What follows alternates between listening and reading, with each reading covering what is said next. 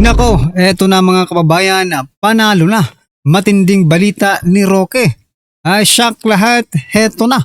Kapapasok lang, good news mga DDS. Nako, yan po ang ating aalamin mga kababayan sa video ito. Pero bago po natin simulan yan mga karbi natin, eto pasadahan po muna natin ang mga nagte-trending na balita dito po sa social media. No? Eto nga po mga karbi natin, nagtataka ako dito kay President Bongbong Marcos Jr. at Yuse Claire Castro, no? Hindi ko alam kung nag-uusap ba itong silang dalawa dahil magkaiba po ang kanilang sinasabi. Diba? Oh. At eto pa, kasasabi lang ni President Bongbong Marcos Jr. na wag magpakalat ng fake news, diba? Pero bakit itong si Ante Claire? Hindi ko alam kung fake news ba ito, eto, basahin ko po para sa inyo. Sabi po ni Claire Castro, wala pa po tayong maaaring tawagin na oil crisis sa bansa. Aba, wala pa raw krisis sa petrolyo mga kababayan. Pero teka lang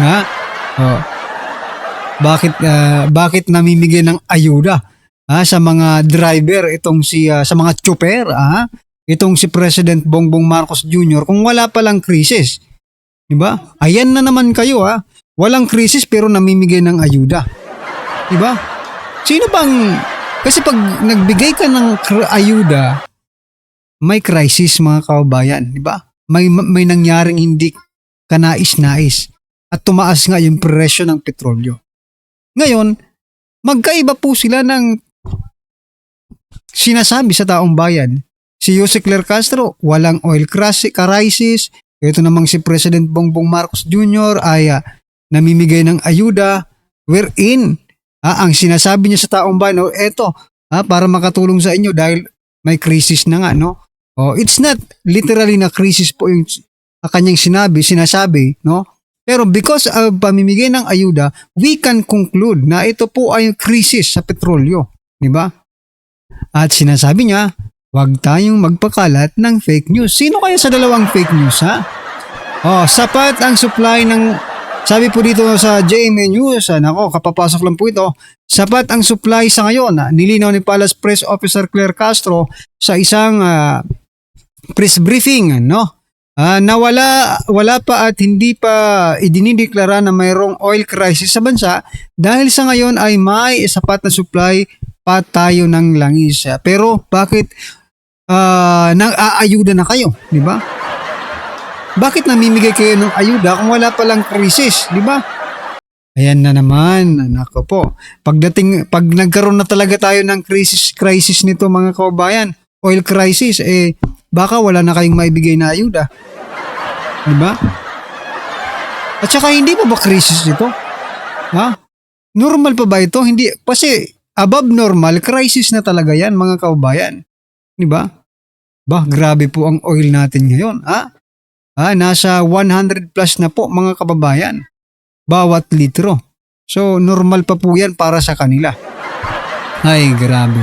Ito po ang naging komento ng ating mga kababayan patungkol dyan. Sabi po dito ni Arnel, never wrestle with a pig. You both get dirty and the pig likes it, no? O sino po ba ang pig ngayon? Tanong, di ba? Huwag daw makipag-wrestling sa pig. People, please prepare, stock food, clean water, solar energy solution, live simply, magtipid, be kind to one another, be thankful you have a good job and income for living. Pray without ceasing. Ayan. Sabi po yan, Lynn. Magtulungan lang. Actually, kung tutuusin, meron pang mga nakaimbak na mga fuel supplier before is more than sufficient if not present. ME oil crisis, Middle East oil crisis, surface globally. Analogy. The previous fuel price, 55, have not totally consumed yet supposedly is still sufficient even for a month before present oil crisis occurred, no? Pero itong 55 na pesos na oil, binibenta na po ito siguro ngayon, doble na po ang presyo nito, di ba? Anyway, what I'm trying to point out dito mga kababayan, no? Magkaiba po sila ng sinasabi at kinikilos ng presidente. Yung presidente namimigay po ng ayuda sa mga tsuper because there is a crisis of oil, di ba? Ito namang si Yusek Ler Castro, sinasabi na wala pang oil crisis. Sino ba talaga sa kanila ang nagsasabi ng totoo? Kasi isa lang pong nagsasabi ng katotohanan dyan. It's either Castro or either President Bongbong Marcos Jr. At isa po sa kanila ang nagsisinungaling, no? Ano po ang inyong opinion dyan mga kababayan? Just comment down below. At syempre, eto, bago po natin i-play yung video mga kababayan, pasadahan din po natin itong, nakahanap na, no? Nakahanap na po ng katapat itong si Yusek Ler Castro sa katauhan po ni Attorney Rowena Guanzon. Sabi po kasi dito, no? Itong si Castro, hinamon po ng debate si BP Sara, katulad po ng isang Bopols na vlogger. Kasi vlogger nga itong si Castro. Ngayon, hindi na po napagtimpi itong si Attorney Rowena Guanzon at sabi niya po, ako na lang palagan mo, Yusek Ler. Yan o. Imbis na si BP Sara ang debatihin mo, eto.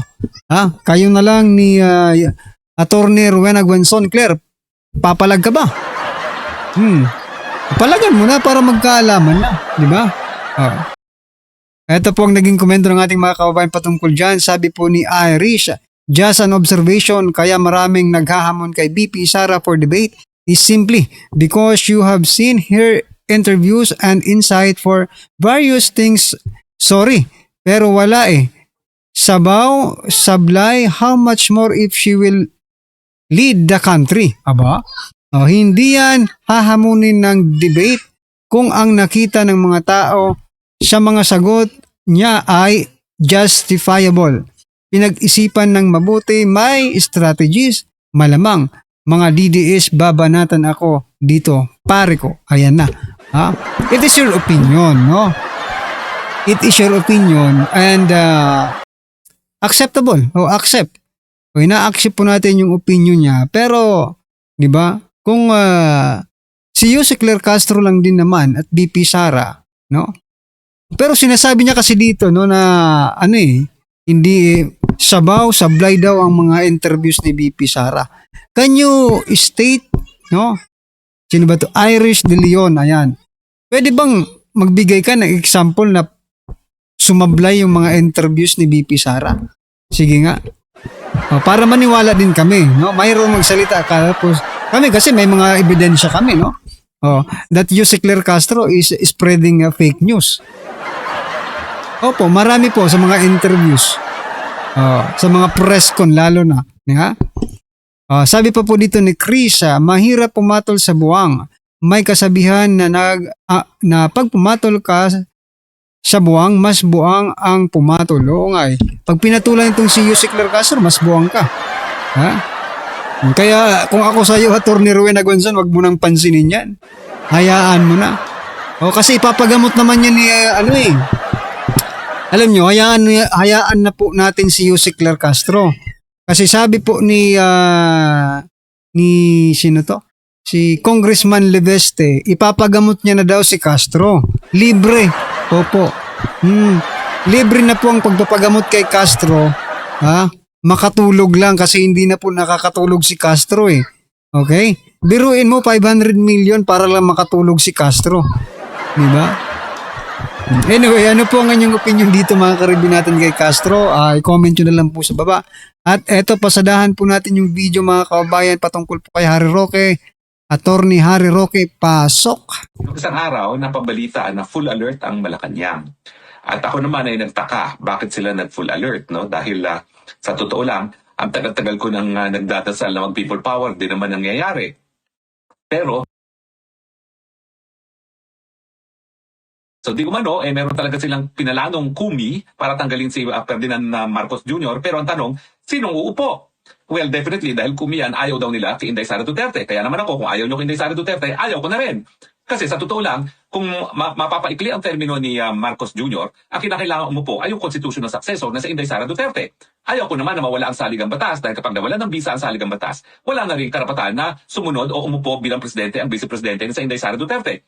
So yung mga gustong umupo si Inday Sara Duterte na mas maaga kaysa sa 2028, hindi po pwede na tayo ay ibabaliwala natin ang saligang batas dahil ang kapangyarihan ni Inday Sara Duterte na umupo bilang presidente bago manalo sa isang eleksyon sa 2028 ay kung masusunod pa rin ang saligang batas. At ang saligang batas naman dyan ay nagsasabi na kung ang presidente ay mawala sa posisyon dahil sa pagre-resign, pagkamatay o pagkasakit na permanente, ang vice-presidente ang magte-take over.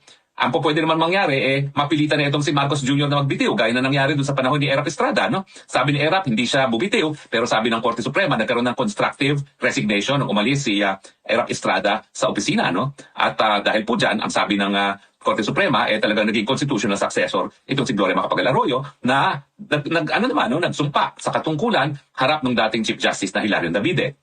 So kung talagang ikaw ay para kay Inday Sara Duterte, nais pa rin natin na masunod ang saligang batas, kailangan talaga ma-people power si Bangag, mapilitang magbitiw sa pwesto nang sa ganon, si Inday Sara ang uupo. Pero itong mga nasa likod daw ng KUMI ay ayaw kay Inday Sara Duterte. Kaya ang gusto nila, coup. Dahil pag coup, mawawalang bisa ang ating saligang batas at pwedeng mamuno ang kahit sino. Ang problema dyan, kapag nagkaroon talaga ng totoong coup at wala namang suporta sa taong bayan at sila manunungkulan lamang dahil sa dahas, dahil hawak nila mga baril, ibig sabihin, nalabag pa rin yung kagustuhan ng karamihan at alam naman natin ang kagustuhan ng karamihan na talagang tanging Sara Duterte lang ang dapat umupo bilang presidente kung matatanggal si Bangag. No? Pero ang tanong, sino nga ba yung nasa likod sa KUMI?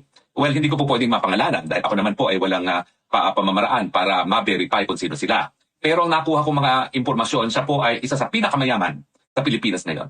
Bagamat siya ay talagang naging super yaman sa panahon ni Marcos, alam daw niya na hindi na raw tatagal itong Marcos. Kaya nais nila matanggalan si Marcos kesa matanggal pa si Marcos at umupo si Inday Sara Duterte. Ibig sabihin, itong mga nasa likod sa KUMI, bagamat sila ay nakilabang kay Marcos, alam nila hindi na magtatagal si Marcos. At dahil ayaw nila umupo si Inday Sara Duterte, uunahan na nila. Pag yan ay oligarch mga kababayan, pag itong tinutukoy po ni Atty. Harry Roque, oligarko, malamang gumaganti po ito kay former President Duterte. Kasi di ba? Kasi kung ikaw ang pinakamayaman, there are also politicians na mayaman, di ba?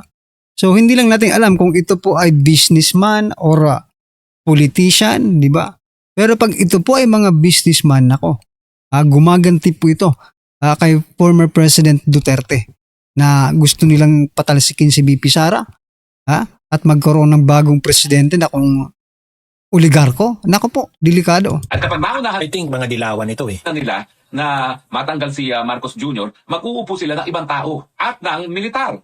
Ang usapan nga ay magkakaroon ng isang civilian leader para chairman ng isang transition council, ECEC, at ang uupo dyan ay parang isang junta na ang mga tao din ay wala namang mga mandato sa taong bayan, pero at the same time, nakangako sila na lilinisin nila ang gobyerno at para ihanda sa honest to goodness na eleksyon. Alam nyo, nung minsan narinig ko rin si Tatay Digong nang sinasabi, kinakailangan talaga militar ang maglinis sa ating lipunan. At matapos malinis ang lipunan, tsaka dapat tumakbo si Inday Sara Duterte bilang presidente. Ang problema, kung itong mga KUMI ay ayaw kay Sara Duterte, anong garantiya natin na matapos sila maglinis, hayaan nilang manalo si Inday Sara Duterte? Yan ang problema. Kaya nung nabalitaan ko yung KUMI na yan, talaga ako hindi susuporta dyan dahil wala nga pong garantiya na kapag natanggal si Bangag at ang pangako nila ay lilinisin nila para nga magkaroon ng malinis na eleksyon, kung ayaw naman nung nagpipinansa kanila kay Sara Duterte, baka pagkatapos sila mag-coup, mawili sila at ayaw na nila paupuin si Inday Sara Duterte. Kaya mas mabuti pa na gawin natin through people power, wag ng coup. Dahil ang coup talaga, militar lang yan. Ang people power, taong bayan na nagsasabi. At kapag taong bayan naman na nagsabi na kinakailangan matanggal netong si Bangag, walang magagawa. Dahil ang sabi na ng Korte Suprema nung panahon ni Cory, kapag taong bayan na ang nagdesisyon sa pamamagitan ng isang revolusyonaryong gobyerno, wala nang magagawa ang kahit sino pa. Pati pa yung mga nadeklarang panalo ng COMELEC, napapaliwala na yan kasi nga revolutionary government.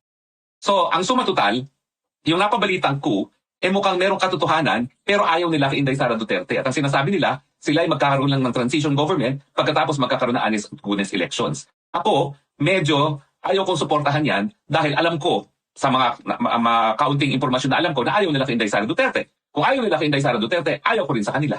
Diba? Bakit naman tayo magtitiwala na ibibigay nila o hahayaan nila na mahalal si Inday Sara Duterte sa isang malinis na eleksyon? Kung sa mulat-mula, sinabi na nila ayaw nila kay Inday Sara Duterte.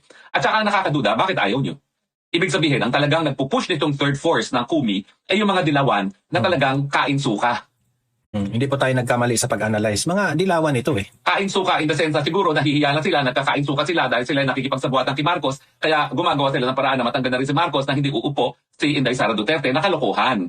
Kasi nga ngayon, kaya naman hinala ng tao si Inday Sara Duterte, kapag hindi na talaga kaya mamuno ng mga presidenteng bangag, dapat ibigay na sa March 25, April 14, 22 at 29 nakatakda ang hearing proper ng House Justice Committee sa dalawang reklamong impeachment.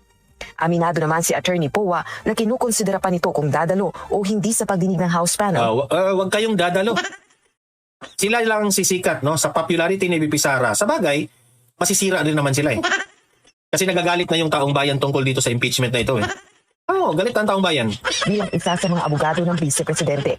Ito ay dahil hindi naman anya makakapag-cross-examine ng mga abogado ng Vice Presidente sa mga testigo at ebidensya ng complainants. Ang dilemma namin ngayon is how do we rebut if we cannot even cross-examine, I mean kami not the committee members, kami, if we cannot even cross-examine the witnesses that the complainants will be presenting to test the credibility of their testimonies, no? Kung dadalo naman So, eto lang mga kababayan, no? Sa dami po ng kinahaharap nating problema, no?